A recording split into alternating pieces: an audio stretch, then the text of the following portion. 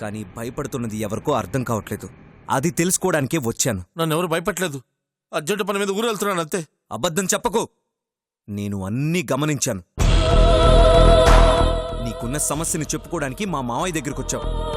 కానీ ఆ బద్రీని చూడగానే నీ మాట తడబడింది, ఒళ్ళు వణికింది, మనసులో ఏదో భయం మొదలైంది. ఎందుకు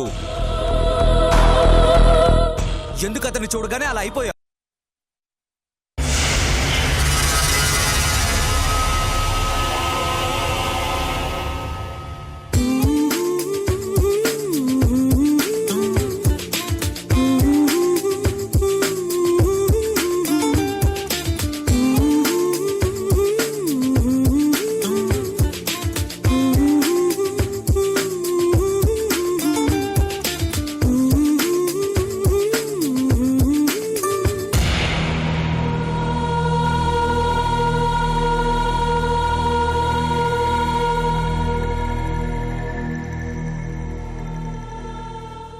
సరే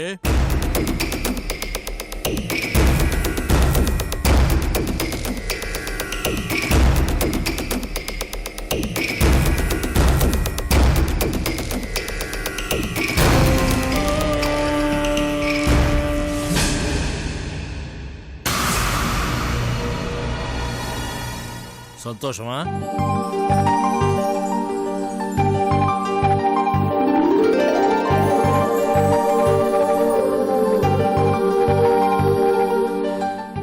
మొహం చూస్తుంటేనే తెలుస్తుండాది ఆడ చాలా సంతోషంగా గడిపినారని. ఇదే కదమ్మా నువ్వు కోరుకుని ఉండాది. థ్యాంక్స్ నాన్న. మిమ్మల్ని మేమే పంపినామని తెలిసి పెద్దిరెడ్డి ఆశ్చర్యపోయి ఉంటాడు కదా.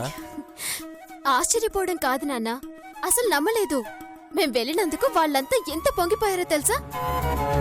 చాలా దినాల తర్వాత చెల్లెలు ఇంటికి వచ్చినది కదా, ఆ మాత్రం సంతోషంగా ఉంటాదిలే. ఏమంటాడు సిరి మీ మామ? కూతురు పెండ్లికి ఏర్పాట్లు మొదలుపెట్టినాడా? ప్రాణంగా పెంచుకున్న కూతురు కదా, పెండ్లి ఘనంగానే చేస్తాడులే. అమ్మా సిరి, నిన్నో మాట్లాడగచ్చా? అడగండి అన్న. కూతురు పెండ్లి చేసి ఆ పెద్దిరెడ్డి మురిసిపోతున్నట్టే నాకు నీ పెండ్లి చూసి మురిసిపోవాలని ఉండదమ్మా.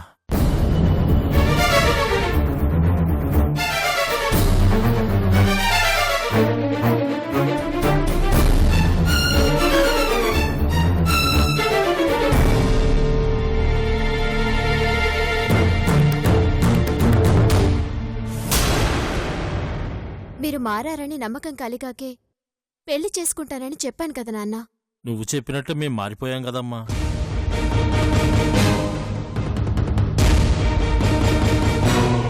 నువ్వు అడగగానే అడ్డు చెప్పకుండా మిమ్మల్ని ఆ పెద్దిరెడ్డి ఇంటికి పంపినావు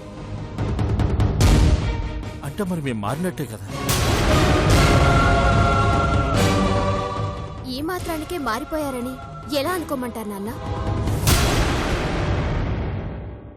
ఆ మాత్రం అంటావేంది సిరి? మిమ్మల్ని ఆడికి పంపడం అంటే చిన్న మాట అనుకుంటుండావా?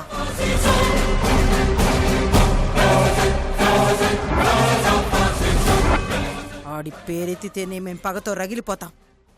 ఆడిని తలుచుకున్నందుకే మీ అమ్మని చాలాసార్లు చిత్రహింసలు పెట్టినాం. అట్లాంటిది మేము మిమ్మల్ని ఆడికి పొమ్మన్నామంటే మేం మారిపోయామని నీకు అంతకన్నా నిదర్శనం ఏం కావాలా?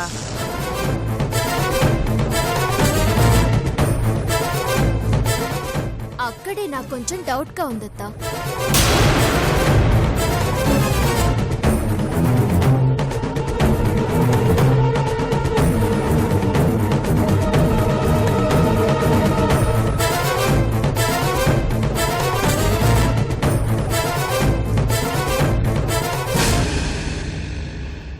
మావయ్య కుటుంబాన్ని నాశనం చేయాలన్న కసితో ఉన్న మీరు ఇంత త్వరగా పగని మర్చిపోయారంటే నమ్మబుద్ధి కావడం లేదు.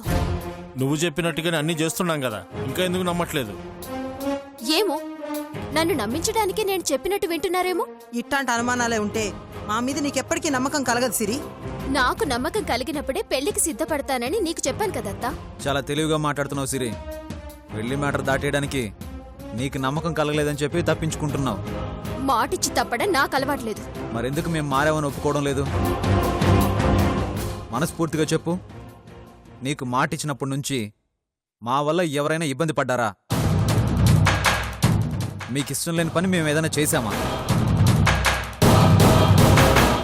లేకపోతే మీరు చేసేదానికి మేమన్నా అడ్డు చెప్పామా? ఇంతకు మించి మార్పు ఇంకేం ఉంటుంది?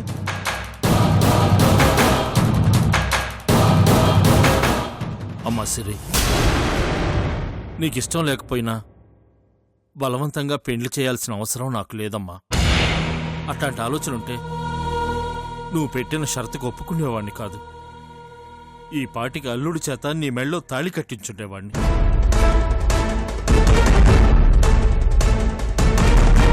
కానీ పెండ్లైనాక కూడా నా కూతురు సంతోషంగా ఉండాలని కోరుకున్నాను కాబట్టే నిన్ను ఒప్పించే ఈ పెండ్లి చేయాలని నిర్ణయించుకున్నాను. అందుకే నీ ఇష్ట ప్రకారమే నడుచుకుంటున్నాను. అయినా కూడా నీకు నమ్మకం కలగలేదంటే ఎట్టాగమ్మా? మీరెంత బాధపడినా వేస్ట్ మావయ్య. తను ఈ పెళ్లిని అవాయిడ్ చేయడానికే కండిషన్ పెట్టింది. కాబట్టి మనలో ఎంత మార్పు వచ్చినా తను యాక్సెప్ట్ చెయ్యదు. మనం నటిస్తున్నామంటుంది కానీ మనకంటే ఎక్కువగా తనే నటిస్తుంది. అయినా ఈ డిస్కషన్ అంతా అనవసరం. నమ్మకం లేని మనుషులతో జీవితాంతం కలిసి ఉండడం కష్టం. కాబట్టి తను నమ్మాలన్న ఆశని, పెళ్లి జరుగుతుందన్న ఆలోచనల్ని మీరే మానుకుంటే మంచిది. అట్టా అంటావేంది అల్లుడు? నేను అన్న దాంట్లో తప్పే ఉంది మావా. పెళ్ళంటే ఇద్దరు ఇష్టపడి చేసుకునేది.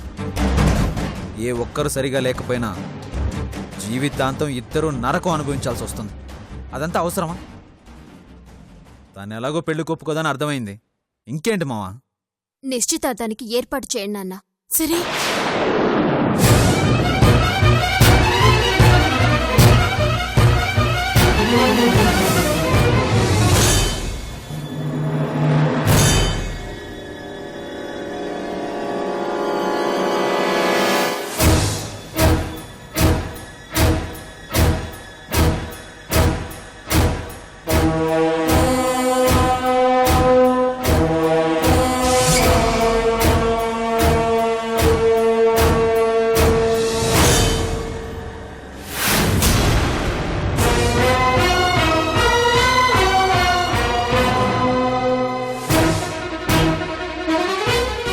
సిరి, మీరు విన్నది నిజమే నాన్న.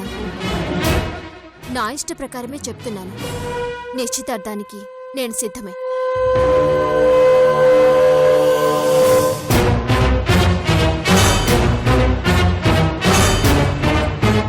తొందరపడకు సిరి. ఇది నీ జీవితానికి సంబంధించిన విషయం. ఆలోచించి నిర్ణయం తీసుకో. నా కోడలే సరే అన్నాక మధ్యలో నువ్వేంది? నువ్వు గమ్మునుండు. నా మేనకోళ్ళ జీవితం నాశనం అవుతుంటే మౌనంగా ఎలా ఉండమంటావు? కానీ నా కొడుకు ఎలాంటి వాడో నాకు బాగా తెలుసు. సిరిని భార్యగా పొందే అర్హత వాడికి లేదు. ఏయ్! సిరి, ఈయన మాటలేవి నువ్వు పట్టించుకోమాక. అక్షయ్ నీ మనిషి ఎప్పటికీ అర్థం చేసుకోలేడు. నా కొడుకు బంగారం. సిరి, వాళ్ళు నిన్ను ఫోర్స్ చేసి పెళ్లి కొప్పిస్తున్నారు. నా మాట విని నీ నిర్ణయం మార్చుకో. లేదు మావయ్య, బాగా ఆలోచించే ఈ నిర్ణయం తీసుకున్నాను. నా గురించి మీరేం బాధపడకండి. నా జీవితం నేను అనుకున్నట్టుగా ఉండటానికి ఏం చేయాలో నాకు బాగా అది తెలుసు. కాదమ్మా. మావయ్య,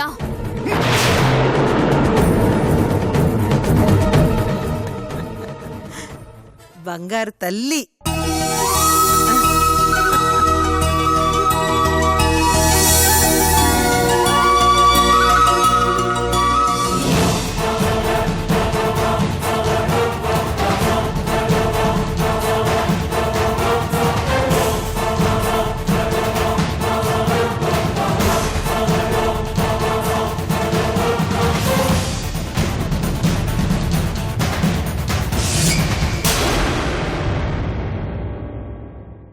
మతిగాని పోయినదా సిరి? నీ జీవితాన్ని నువ్వే నాశనం చేసుకుంటావా? కంగారు పడకమ్మా.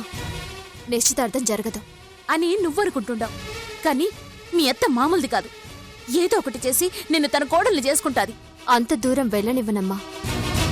అన్నీ ఆలోచించే ఈ నిర్ణయం తీసుకున్నాను. రేపు నిశ్చితార్థం జరగడానికి ముందు జరగబోయే రచ్చతో అక్షయ్ ఏంటో అతని ఓపికేంటో నాన్నకు తెలిసిపోతుంది. ఈ ఎంగేజ్మెంట్ పెళ్లి జరగడానికి కాదమ్మా, పెళ్లి ఆగిపోవడానికి.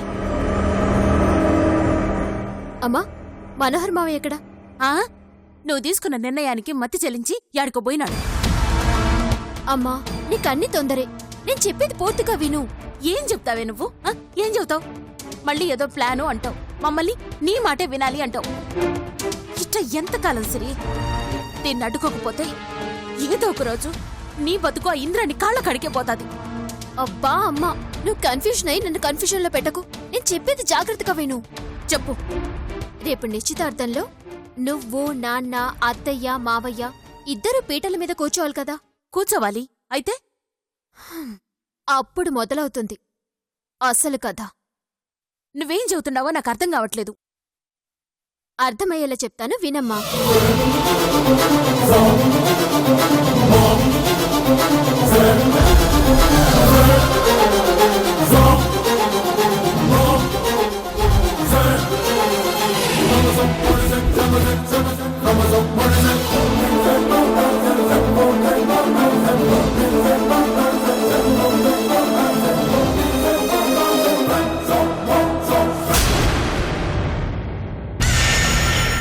బానే ఉండదు గాని అక్షయ్ మనం అనుకున్నట్టు చేయకపోతే? ఛాన్సే లేదమ్మా. వాడి క్యారెక్టర్ నాకు తెలిసినంతగా అత్తకు కూడా తెలీదు. అమ్మా, నువ్వు ఆ విషయంలో కంగారు పడకు. అన్నీ మనం అనుకున్నట్టుగానే జరుగుతాయి. మావయ్య రాగానే ఈ విషయం చెప్పు. ఏంటి? సరే.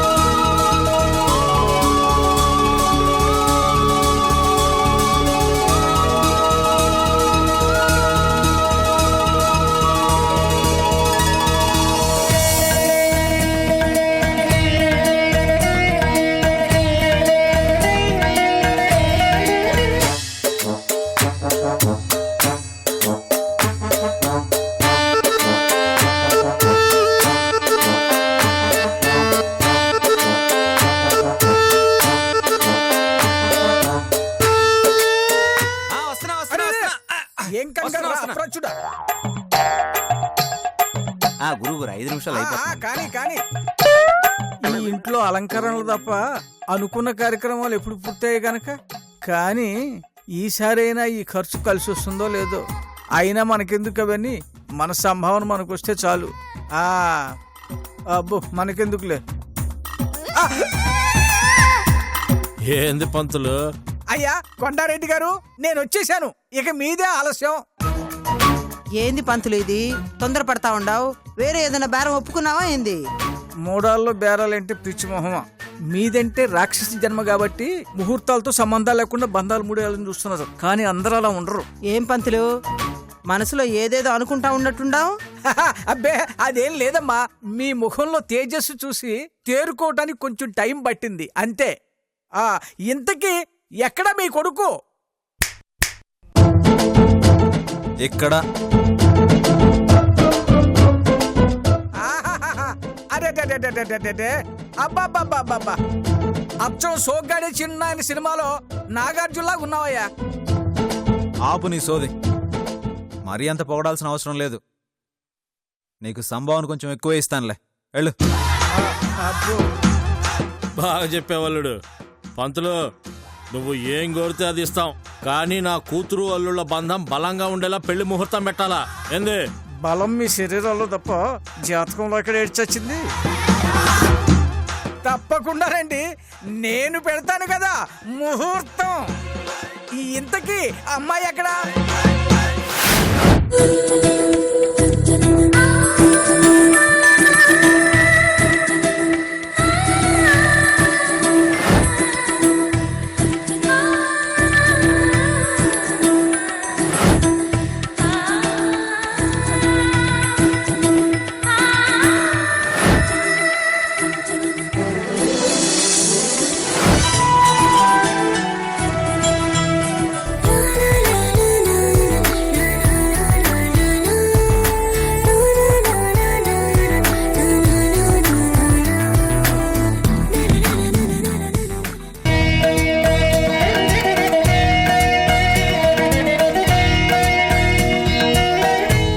అమ్మా సిరి.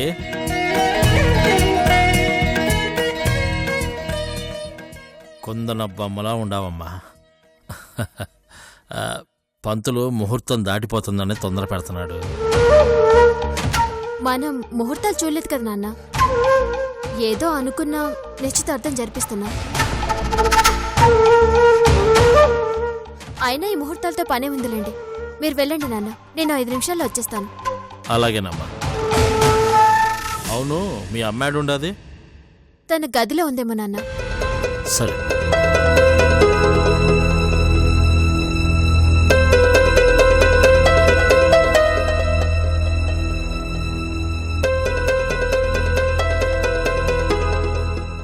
అన్నా, సిరి తయారైనదా? సిరి వచ్చేస్తుందమ్మా. నువ్వు వెళ్ళి మనోహర్ని తీసుకురా, నేను ఉమాదేవితో అట్నే వస్తాను. అన్న. అన్నా త్వరగా రా అన్న, అందరూ వచ్చేసినారు. ఇదిగో మనదే ఆలస్యం. తీసుకొచ్చేస్తానమ్మా.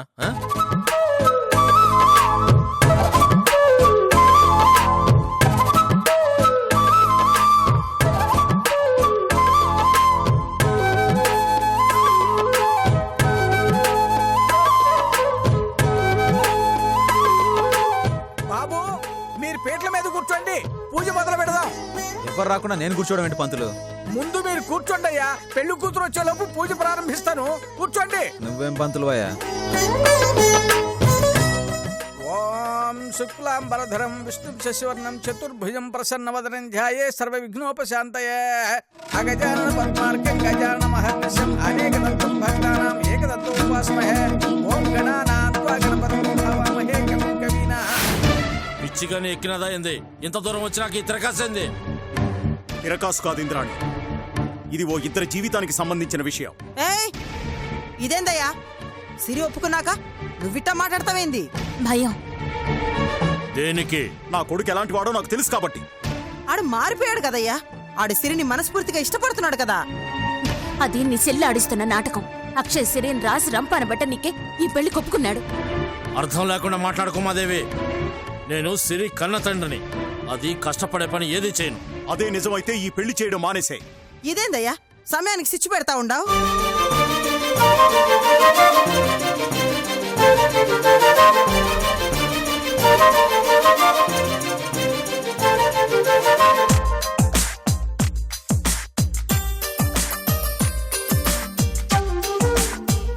దాతా పురుషాజముదాయ శిఖరః విద్వాన్ వదస్య శతస్రహతమేవ విద్వానమృతేహ బహుజ్ఞాయః బంధాయ నాయ విద్యతే. ఆ రామ్మ కూర్చో.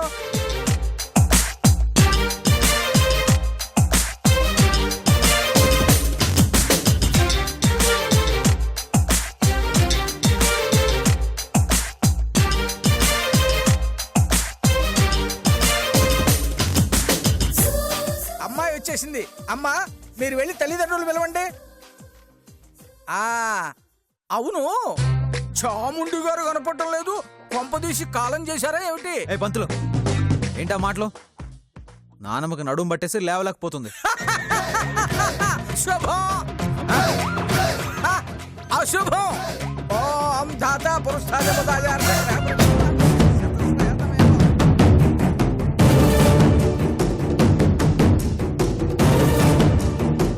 నువ్వు ఎన్నైనా చెప్పు, వాడు సిరికి కరెక్ట్ కాదు. వాడికి ప్రేమ విలువ తెలీదు. మీరు సిరిని నమ్మించుండొచ్చు కానీ నన్ను నమ్మించలేరు. నా ఓపికను పరీక్షించకుమాదేవి. నేను ఇంతకు ముందులో ఉండుంటే నీ తల నరికి దాని పీటల మీద పెట్టి నా కూతురు పెళ్లి చేస్తుండేవాడిని. గాజులు తొడుక్కొని లేరు ఎవరిక్కడ. మీ అన్నకు భయపడతాననుకున్నావా? బురదలో రాయేయడం ఎందుకని ఊరుకున్నాను. కానీ ఇప్పుడు ఓపిక నశించింది. ఇంకా వినే ప్రసక్తే లేదు. అంటే ఏందంటావ్? ఈ పెళ్లి జరగనివ్వనంటావు అంతేగా? అట్ట అని నేను అనలేదు, కానీ మీరు మారినారని నేను నమ్మాల. అంతవరకు ఈ పెళ్లి జరగదు. నిన్ను మీ అన్నింటికి పంపినప్పుడు నీకు అర్థం కాలేదా నేను మారానని? అది మీ స్వార్థం. అనుకున్నవి జరగడం కోసం ఎన్ని నాటకాలైనా ఆడతారు. అవి నేను నమ్మను. కానీ నాకు నువ్వు మారానన్న నమ్మకం కలిగించగలిగితే నీతో పేట్ల మీద కూర్చొని పెళ్లి జరిపిస్తా. ఏయ్, నాకు చాలా తిక్కరేగిస్తా ఉండవు. నా గరుగ చిరాకు వచ్చినాదంటే తెలుసు, నన్ను సంపుతానంటావు, కానీ నేను భయపడ్ను. అక్షయ్ సిరిని బాగా చూసుకుంటాడన్న నమ్మకం నాకు కలిగినప్పుడే నేను ఈ పెళ్లి ఒప్పుకుంటాను. ఏంది నువ్వు ఒప్పుకున్నది? మర్యాదగా నాతో వచ్చి పీటల మీద కూసో, లేదంటే ఇంద్రాణి, ఏయ్, మర్యాదగా నడు. నడు ఇంద్రాణి, నడు నడువు నడు అదా రావే, రా. వదిలయ్యా.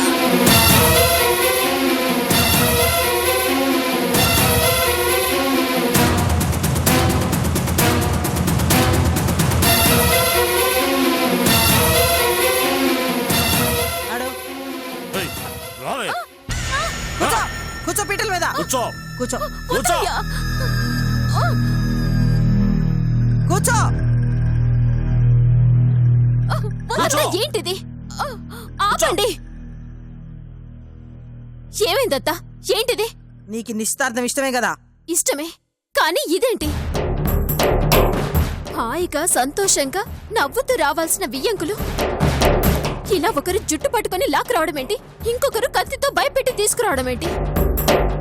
ఇంకా కామెంటరీ స్టార్ట్ అవ్వలేదేమిటా అనుకున్నాను. ఇంకా ఈ ఎంగేజ్మెంట్ అయినట్టే. ఇంతమంది ముందు మీరిలా నా నిశ్చితార్థం చేయడం నాకు నచ్చదు. నేను కోరుకున్నదేంటి, మీరు చేస్తుందేంటి? మాట్లాడవేంటి అక్షయ్? అలా చూస్తూ నించుంటావే. ఏమైందమ్మా?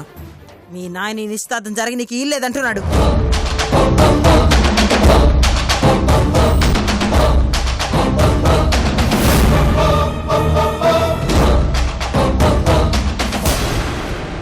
వైషుని భద్రికిచ్చి చేయాలంటే మనం ఎన్ని ఎత్తులు వేసినామన్నా, ఆ భద్రితో ఎన్ని నాటకాలు ఆడినామో, ఎన్ని నాటకాలు ఆడించినామో, ఇప్పుడు ఆ నాటకాలన్నీ మనం ఆడాలన్నా. ఏం చేద్దామో చెప్పిందిరమ్మా. నీ పెండ్లాన్ని దాయించేద్దామన్నా.